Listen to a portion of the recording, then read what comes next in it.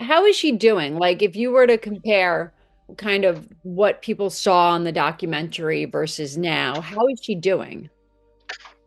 She's doing great. It's a complete 180. She looks great.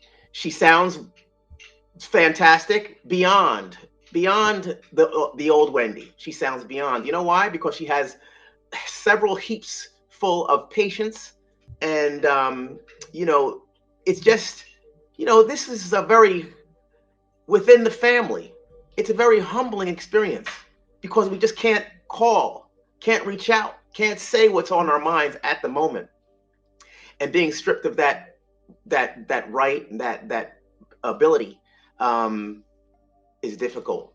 And it'll have you check yourself and make sure that, when you do have the opportunity to speak, you make sure you form your words correctly, because the last thing I'm trying to do is have any conflict within family. So, it's, and Wendy as well. When we have conversations now, it's just so different.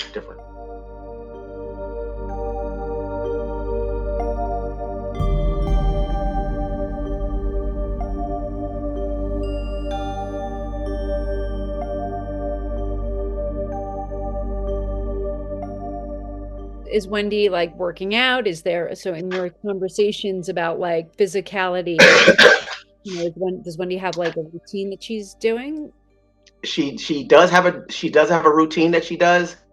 It's not one for me to speak on at the moment, because I haven't, I talked to Wendy about what she does and stuff like that, but I don't want to go through that. I mean, it's a pretty regular routine that everybody can kind of do and does.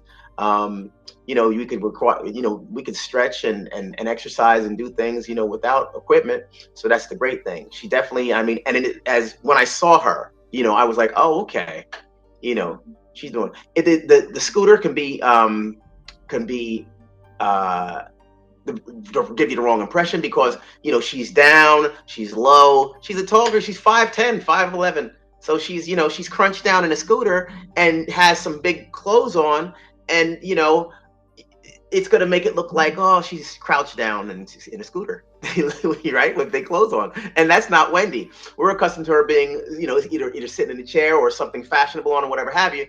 So when Wendy stood, that's when I see, and when I first saw Wendy, she walked in, and she was walking in. She wasn't, on a scooter and everything like that. I mean, lymphedema. Lymphedema. I have flat feet, and I can only imagine, having a situation like that. You're gonna need to take a seat once in a while. You're not gonna want to remain on your feet and try to prove that everybody, I can walk and I can stay on my feet all day. You know, uh, so she has the scooter to help her with mobility, and that's a good thing. But in terms of exercising and taking care of herself daily, she does. She definitely. And when we have conversations, she's always speaking about, you know different things she's eating and stuff like that, and also the exercise. So it's that's why I can remain confident that everything's going to be okay when she gets down. She has some good practices, some good practices in place right now that'll carry her forth. Is this a permanent situation for Wendy, or is this, or are we looking at it as a temporary situation for Wendy? Yeah, well, it's always been deemed as a temporary, until whenever. I don't know what whenevers are.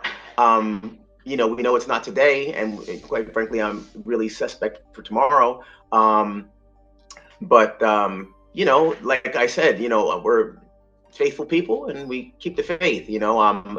How my interpretation is, it's not. Um, my interpretation is not forever, and that's a good interpretation. Um, but beyond that, we're looking forward to things. We've been given a great deal of hope, having Wendy be able to come down for 9 days. There's a great deal of humbleness that saturates me, and so therefore I'm not going to screw face the system, because I see that things are looking up. And I also speak with Wendy on a regular, so I know that she is strong, solid, grounded, and prepared for tomorrow's. And until she's afforded the opportunity to move on, my big check with Wendy is to make sure that she's solid and she's okay. And she's proven herself each time I speak with her. So that's always a concern, but it's turned into more way in the backdrop, because when I speak with Wendy now, here I am going through my days and the waves and the roller coasters of the day, and it's almost like she's she's there to receive and there to call, and I'm like, wow, this is great, because I get a chance to diffuse my day, kind of not just voicing it, but just emotionally, just being around somebody and having conversation with somebody I'm looking forward to speaking with. And so I'm just positive about everything. I think that everything's going to work itself through, Jessica. Initially, none of this worked. Kicking and screaming, says I. Very difficult to palate. The adjustments have been made because life is going on and we can't do a redo. So we have to work with the time that we're given and work with the capabilities that we have. So at that time, and even at one particular time, I wasn't communicating with Wendy in terms of, we weren't able. I was never fully in the loop. I have an older sister. She's more so at the helm of, taking, whatever needs to happen, and understanding all that's going on.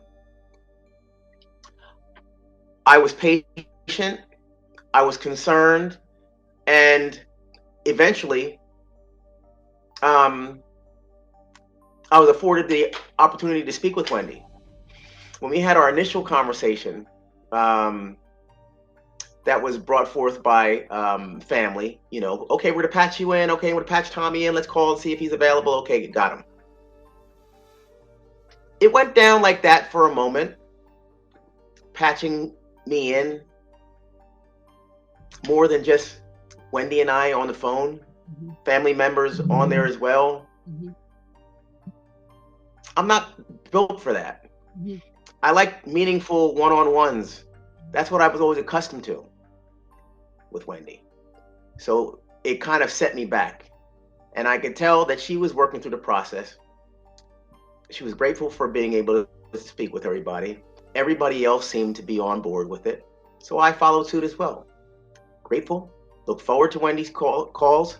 Look forward to being patched in, and look forward to being on the phone with everybody. Hey, it's okay. Moving forward,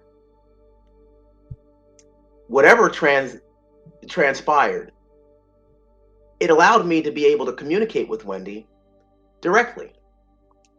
Cut out all the middle people within the family. She called me up. We had our first conversation sometime over the summer, I believe, if I'm not mistaken, early summer. And that's what carried me forth. And it's been fantastic.